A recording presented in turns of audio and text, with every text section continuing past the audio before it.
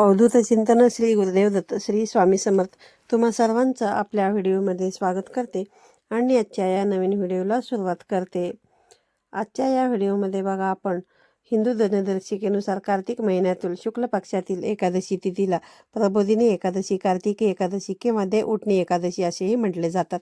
या एकादशीपासूनच चातुर्मास संपत असून शुभ कार्याला सुरुवात होत असते। धर्मग्रंथानुसार कार्तिकी एकादशीच्या दिवशी सृष्टीचे निर्माते भगवान श्रीहरी विष्णू 4 महिन्यांनी योग निद्रेमधून जागे होत असतात आणि पुन्हा सृष्टीची जबाबदारी स्वीकारत असतात। तर भगवान शंकर या कार्यातून मुक्त होत असतात। या दिवशी भगवान शालिग्राम आणि देवी तुळशीचा विवाह देखील केला जातो। यावर्षी बघा देवउठणी एकादशी किंवा कार्तिकी एकादशी ही 12 नोव्हेंबर 2024 रोजी वार मंगळवारच्या रोजी साजरी केली जाणार आहे। ही एकादशी तिथी भगवान श्रीहरी विष्णू यांना समर्पित आहे। अशा स्थितीमध्ये या दिवशी नियमानुसार भगवान श्रीहरी विष्णू देवी लक्ष्मीची पूजा केली जाते। आषाढी एकादशी इतकंच महत्त्व कार्तिकी एकादशीला देखील असतं।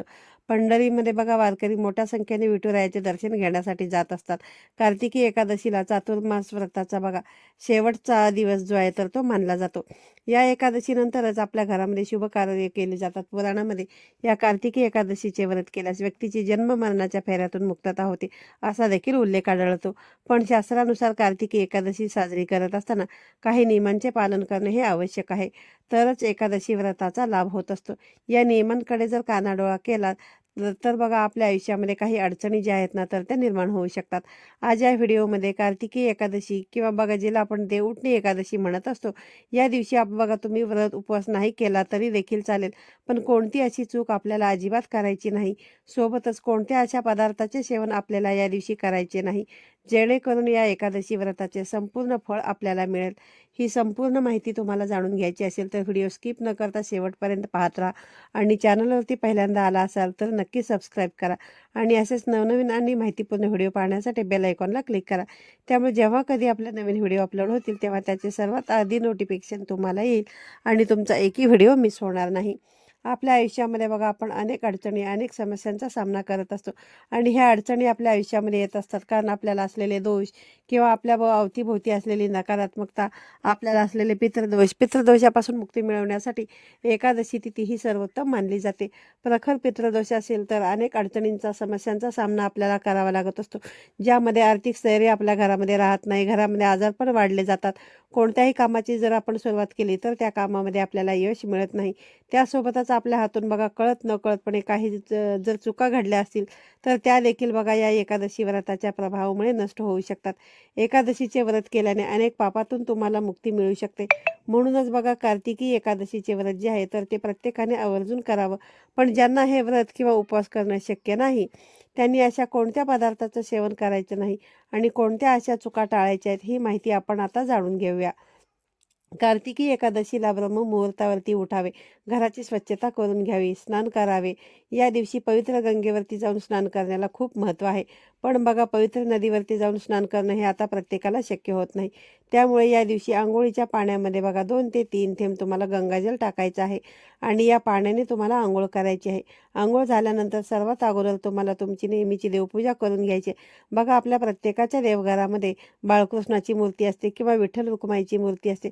दोन्ही मूर्ती असतील तर बघा दोन्ही मूर्तीवरती तुम्हाला पाण्याने, पंचामृताने आणि पुन्हा पाण्याने असा अभिषेक करायचा आहे। अभिषेक करत असताना ओम नमो भगवते वासुदेवाय नमः या प्रभावी मंत्राचा जप तुम्हाला करायचा आहे किंवा मग तुम्ही गळतीचा वापर करून देखील पुरुष सूक्ताचं पठण करू शकता, त्यानंतर स्त्री सूक्ताचं पठण करू शकता। असं करून देखील तुम्ही हा अभिषेक जो आहे ना तर तो करू शकता। जलाभिषेक करून झाल्यानंतर हे पाणी तुम्हाला तीर्थ म्हणून प्यायचं आहे। उरलेले जे पाणी आहे ते तुम्ही तुळशी सोडून इतर झाडांना तुम्ही घालू शकता, कारण तुळशीचं बघा या दिवशी निर्जला व्रत असते। त्यानंतर बाळकृष्णाच्या मूर्तीला स्वच्छ पाण्याने धुवून घ्यायचे आहे। एका चौरंगावरती त्या मूर्तीची स्थापना करायची आहे। मूर्तीला तुम्हाला गंध, अक्षता, पिवळ्या रंगाची फुलं अर्पण करायची आहेत। या दिवशी हळदीचे उपाय देखील केले जातात। चिमूटभर हळद देखील तुम्हाला अर्पण करायची आहे। त्यासोबतच बघा तुळशीपत्र किंवा मंजुळा देखील तुम्हाला अर्पण करायचे आहेत। या दिवशी चुकूनही बघा तुम्हाला तुळशीची जी पानं जी आहेत ना तर ती तोडायची नाहीत, कारण या दिवशी बघा तुळस जी आहे ना तर ती भगवान श्रीहरी विष्णूंसाठी निर्जला व्रत करत असते। त्यामुळे ही चूक आपल्याला चुकूनही करायची नाही। तुळशीची पानं जी आहेत ना तर ती तुम्ही आदल्या दिवशी म्हणजेच आजच्या दिवशी तुम्ही तोडून ठेवू शकता. नंतर धूप दीप ओवाळून आपल्याला शुद्ध गाईच्या तुपाने आरती करायची आहे. विष्णू सहस्रनामाचं पठण आपल्याला करायचं आहे. श्रीहरींचे भजन आणि कीर्तन करायचे आहे. या दिवशी बघा पितृदोषापासून मुक्ती मिळवण्यासाठी या दिवशी पितरांच्या नावाने दान देखील केलं जातं. त्यासोबतच बघा एकादशीच्या दिवशी प्रखरातील प्रखर पितृदोष निवारणासाठी संक्षिप्त श्रीमद भागवताचे पारायण देखील तुम्ही करू शकता. भगवान विष्णूंना या दिवशी नैवेद्यामध्ये तुम्ही केसरयुक्त दूध, मिठाई किंवा फळे यांचा नैवेद्य दाखवू शकता. शक्य असेल तर बघा तुम्ही निर्जळी उपवास देखील करू शकता. आणि बघा उपवास करणं जर शक्य नसेल तर मग तुम्ही काही नियमांचे पालन जे आहे ना तर ते नक्की तुम्हाला करायचे आहे. तुम्हाला बघा जास्तीत जास्त या दिवशी नामस्मरणाची सेवा करायची आहे. कार्तिकी एकादशीला गोसेवा देखील केली जाते. गरिबांनी बघा गरजू लोकांना दान करायचं आहे. कार्तिकी एकादशीच्या दिवशी तुळशीचा विवाह केला जातो, परंतु तुळशीला या दिवशी जल अर्पण करायचं नाही. दूरनच तुळशीचं तुम्हाला पूजन करायचं आहे. त्यासोबतच बघा कार्तिकी एकादशीच्या दिवशी तुम्हाला नखे देखील कापायचे नाहीत, केस कापायचे नाहीत.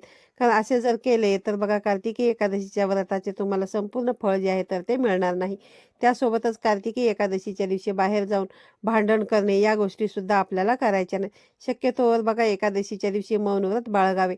चुकूनही कोणाचाही अपमान करू नये. मग ते घरातील व्यक्ती असेल किंवा मग बाहेरची व्यक्ती असेल. असे केल्याने देखील बघा तुम्ही कितीही निर्जळी उपवास केला किंवा मग कितीही बघा तुम्ही नियमांचे पालन केलं तरी बघा या एका चुकीमुळे तुम्हाला एकादशी व्रताचे फळ मिळणार नाही.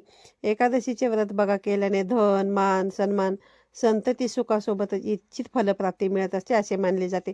तसेच एकादशीचे जर व्रत केले तर बघा आपल्याला बघा आपल्या पितरांना देखील मोक्ष प्राप्त होत असतो असे देखील म्हटले जाते.